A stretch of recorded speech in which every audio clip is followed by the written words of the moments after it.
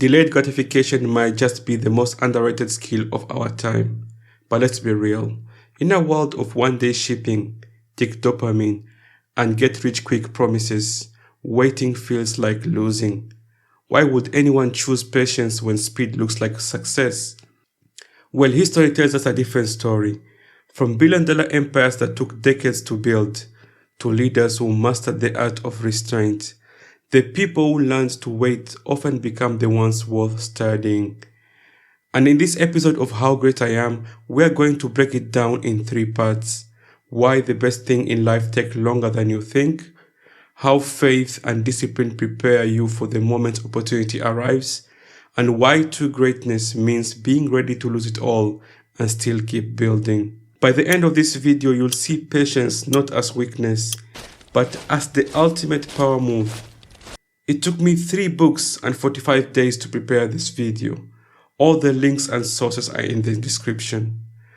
Now let me tell you a story. The year is 1997. We're in Texas, and there's a 47-year-old preacher named Billy Bob Harell Jr. He's struggling, living paycheck to paycheck, trying to keep his family afloat. Sounds familiar? Many of us have been there or know someone who has. Then one beautiful afternoon, Billy Bob checks his lottery numbers, just like he always does, and boom, he just won a small chunk of $31 million.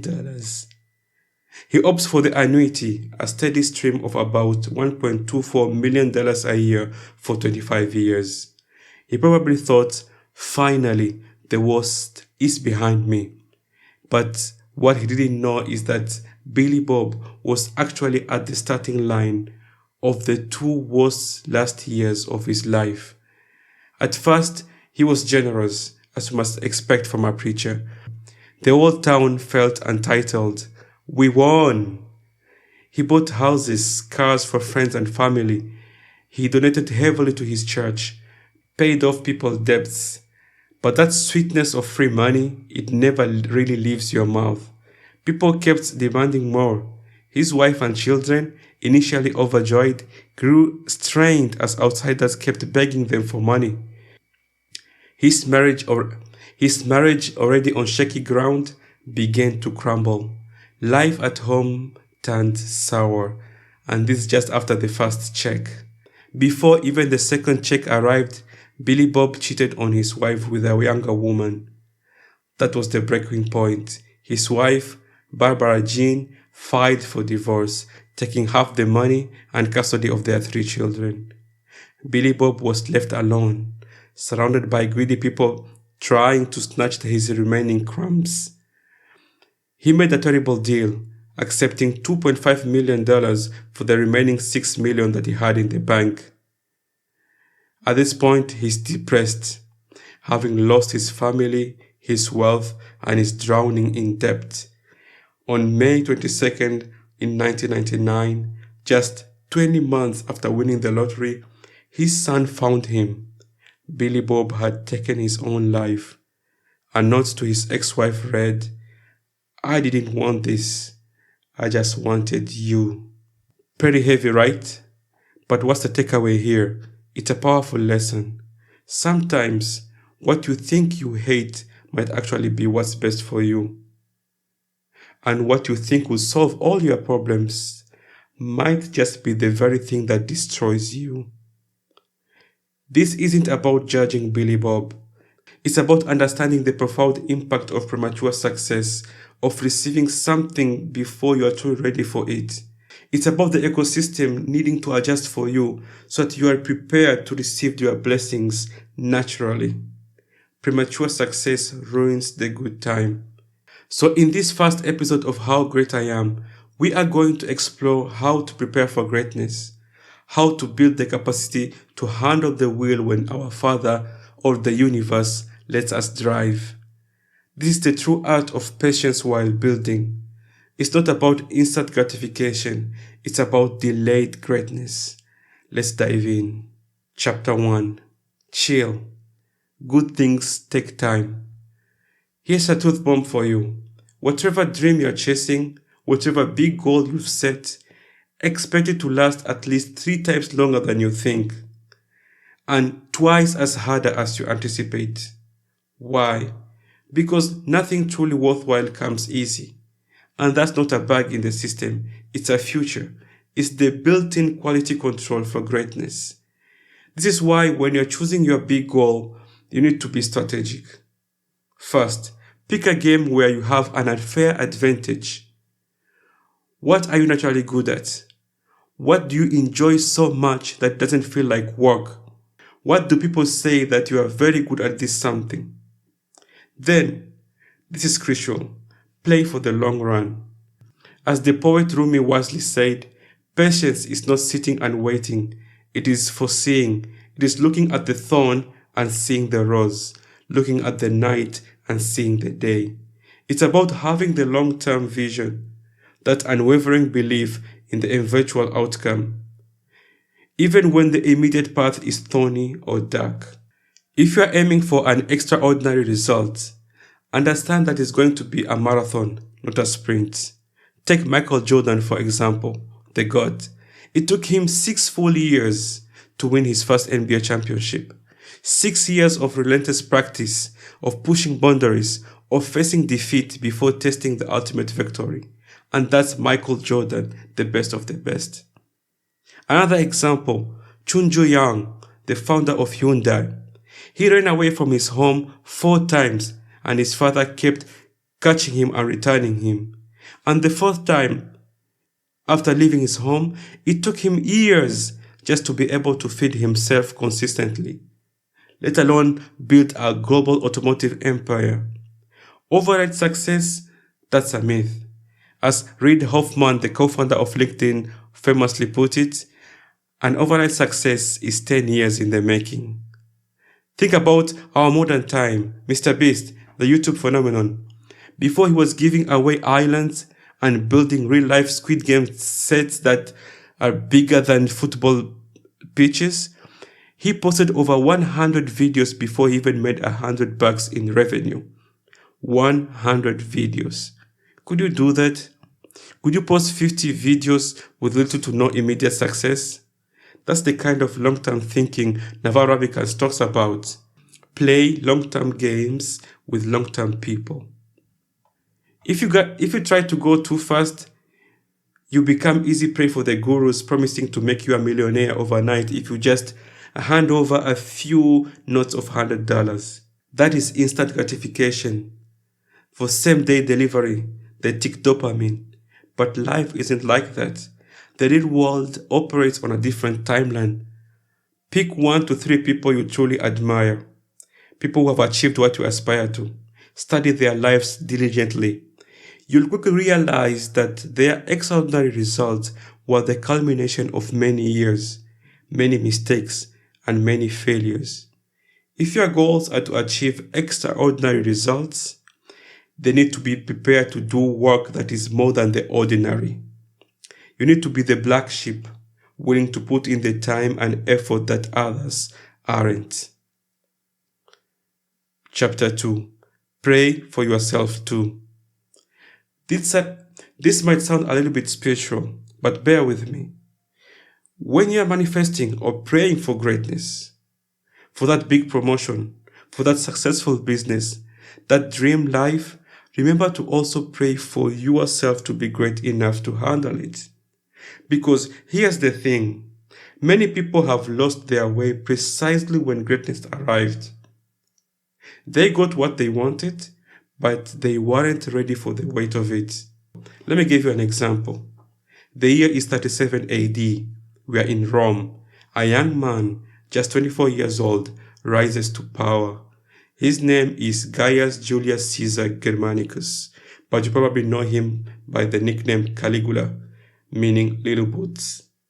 He was the great-nephew and adopted grandson of Emperor Tiberius. Raised among soldiers, adored by the legions, Rome was buzzing with anticipation, expecting a golden age under his rule.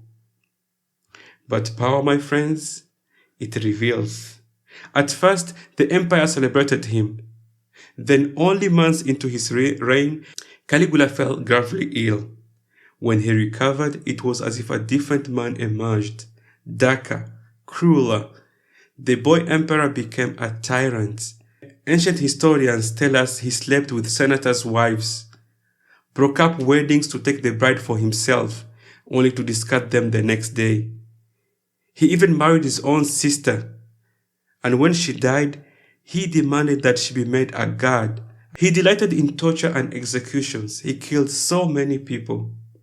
He forced families to smile and cheer while watching their loved ones die, only to murder them later. He treated humans as mere playthings. At one point, he even planned to make his favorite horse, Incitatus, as consul of Rome. His reign lasted only 4 years. People hated him. In 41 AD, a faction of the Praetorian Guard struck him down with daggers. They murdered his wife, Caesonia, and their young daughter. They even demolished all his statues, trying to erase him from history. Caligula had risen with the promise of greatness, but drowned in madness. In just 4 years, he outshone even Tiberius in cruelty. Rome had crowned a young man with limitless power, and that power consumed him. This is what happens when greatness is unearned. Power corrupts the unprepared. Power is like a drug. It reveals your deeper shadows. So when you are visualizing that big company, that massive success, also ask the universe to make you a strong CEO, a resilient leader. If your goal is to become a famous actor, work just as hard on handling fame, loneliness, the loss of privacy, and all other challenges that come with it. Don't be sad if you don't see prime result fast. Work hard, learn from your mistakes. Whether it's prayer, manifestation, or just plain hard work, you need to prepare yourself. You need to be able to handle greatness. Those crowns, they can ruin people who aren't ready for them. Don't despair. So how do you get yourself ready for greatness? A practical step. Identify 2 to 3 idols who have achieved something similar to what you aspire to. Study their lives. Read all their biographies. Put yourself in their shoes. Understand their struggles, their triumphs, their mindset. This is exactly what we are going to do on this channel. Believe in yourself, study the greats, and become greater. I named it How Great I Am because I want to be the guide, the griot for future great people. A griot in Africa is somebody who studied history, who learns from what happens in the past and in the present, and uses songs and stories to guide other people. Hit the subscribe button and a notification button so that you never miss a class. Chapter 3. Be okay to lose it all. Detach yourself from your success. This is a tough one for many, but it's absolutely crucial for sustained greatness. True greatness isn't found in what you own, or even in the impressive titles you hold. It's in the mindset you cultivate, the skills you hone, the things that remain with you even when everything falls away. It's about waiting your turn, being patient, and understanding that your identity isn't tied to the external achievements or failures. Think about Muhammad Ali. I'm going to show you how great I am. Arguably the greatest boxer of all time. He famously declared, "I am the greatest." But later in life, after retiring and battling illness, he reflected, "I used to say I am the greatest, but it wasn't me. God gave me this illness to remind me that He is the greatest." That's why I love Muhammad Ali. This isn't just a humble statement. It's a profound insight into detaching from success. Don't attach yourself to your achievements or your possessions. You came into this world with nothing, and you're going to leave this world with nothing. Whatever success you build, understand that you are merely its temporary custodian, the holder. It shouldn't inflate your ego or make you believe that you are inherently superior because you have power or wealth. And conversely, losing everything doesn't make you a failure or a loser. Steve Jobs, he co-founded Apple, a company that revolutionized personal computing. He built a billion-dollar business, but in 1985, after conflict with the board, he was forced out of the very company that he founded. For many, that would be the end of the story, a monumental failure, but not for the only 29 years old Jobs at that time. He didn't quit. He went on to found Next, a computer company, and then he bought a small computer graphics division from Lucasfilm, which he transformed into Pixar. And what did Pixar do? They created Toy Story in 1995 and went on to become one of the most successful animation studios in history. While the world thought he had fallen, Jobs was actually building new empires. Meanwhile, Apple struggled. Then in 1996, Apple acquired Next, and Jobs returned to Apple. In 1997, he became the CEO again. The very people who had pushed him out watched as he restored Apple's greatness, leading the company to unprecedented heights with the iMac, iPod, and eventually the iPhone. The king had put his crown back on. This story isn't just about Apple's comeback. It's a masterclass in delayed gratification. True success takes time, immense effort, and incredible resilience. The path is rarely linear. It's full of small wins, frustrating setbacks, and moments that will test your every ounce of patience. But if you keep on building yourself, keep learning, keep pushing forward, greatness eventually finds you. And all the problems that you encounter in the way, those build you into somebody who is worthy of success. And you should detach yourself from that success, because even if you lose it, you will still be that successful person. The mindset, you will have it so that you can use it whenever you want. If you want to start another company, if you're handling another problem in your life, the success, the hardship, it will build you into somebody who's strong. The truly great people are successful in their minds long before their dreams materialize in the physical world. Belief comes before ability. David Senra of Founders Podcast. Chapter 4. Patience, not procrastination. Now, when I talk about the art of waiting your turn, the science of patience, I want to be crystal clear. I'm not talking about sitting in the trenches, waiting for your turn to go into the ring and get knocked out. You're gonna meet Khamzat Chimaev, Khabib Nurmagomedov, and he's gonna knock you out. That's not patience. That's passivity. What I'm talking about is actively preparing for that moment, so that when your turn comes, you're not just ready, you are over-prepared. Carl Jung, the renowned philosopher, viewed procrastination not as laziness, but as resistance. Think about that for a second.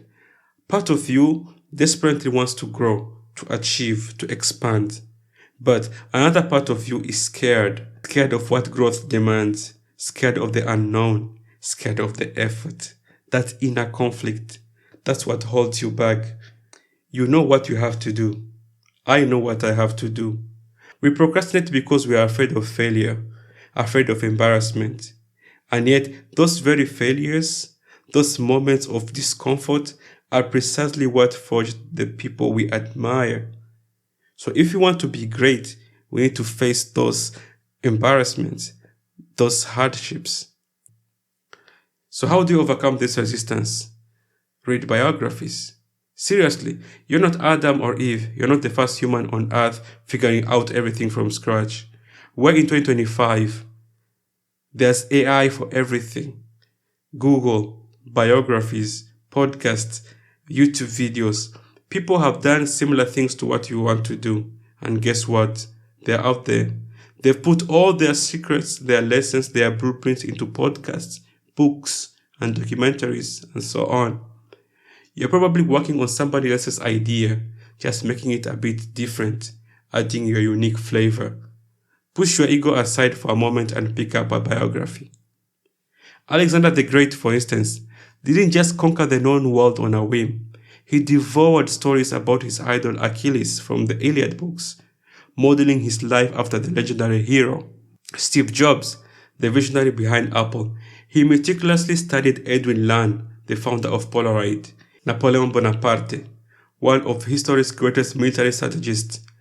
He read everything he could about the Roman leaders, especially Julius Caesar, Machiavelli, the political theorist.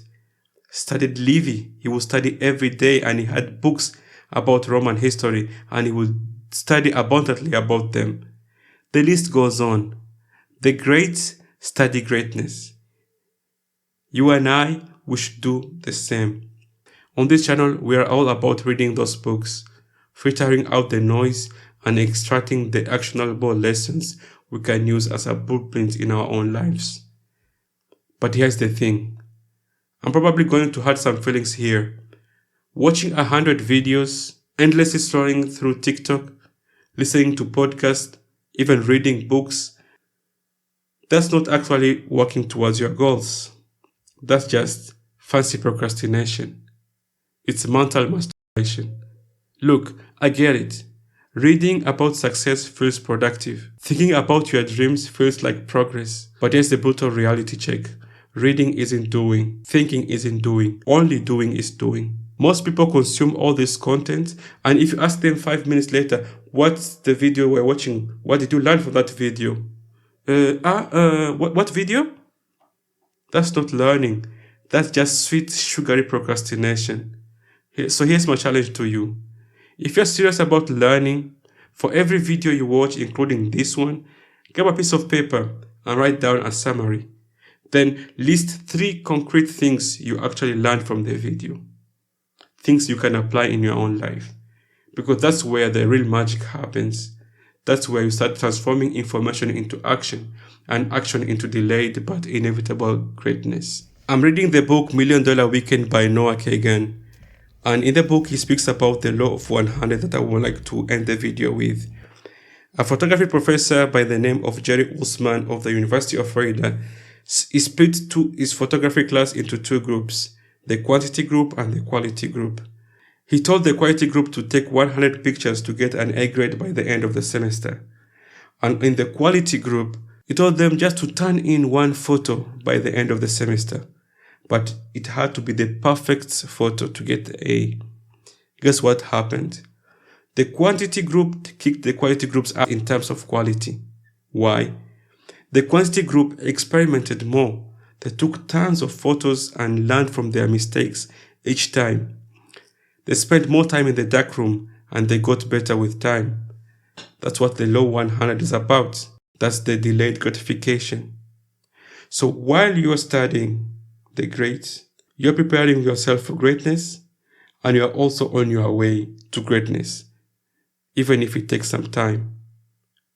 For this YouTube channel, my goal is to publish well-crafted, well-knowledgeable videos about greatness. The reps are the goal. I hope this video helped. Bye.